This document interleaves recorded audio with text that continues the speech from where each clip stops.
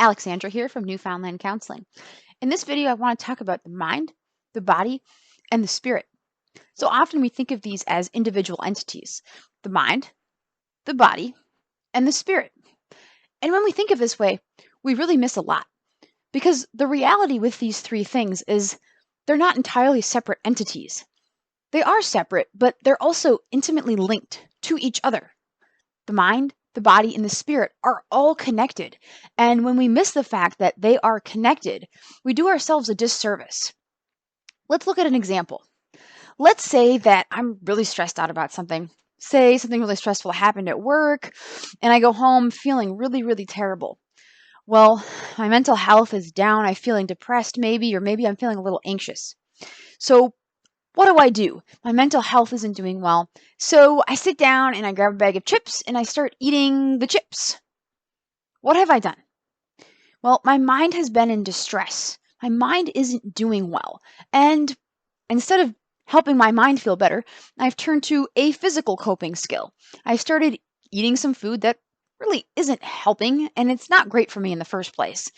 So I've tried to tend to my mind through my body, but I haven't made the best choice. What happens after I've made that choice to stress eat? Chances are my mind actually feels worse than it did before I did that because now I feel guilty for stress eating. Well, you can imagine how this can continue to spiral. Maybe I even develop a habit of stress eating. But certainly what happens is now our mind doesn't feel good, and you know what?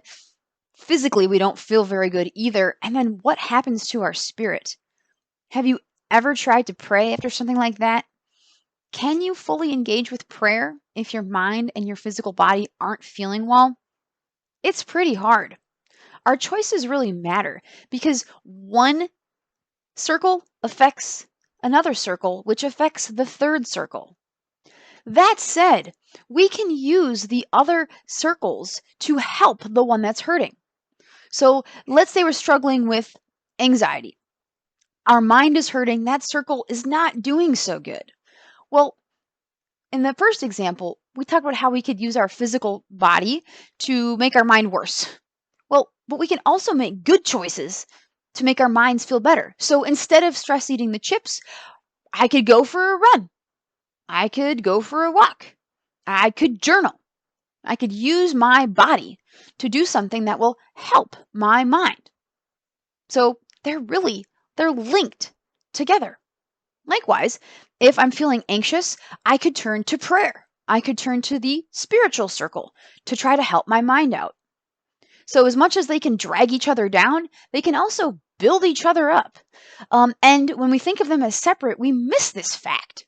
So think of them as connected. How can you use your mind, your body, and your spirit to help each other out as opposed to bring each other down? And this comes down to making good choices and thinking of these things as interconnected and together and in support of each other, as opposed to using one of the spheres to bring the other one down.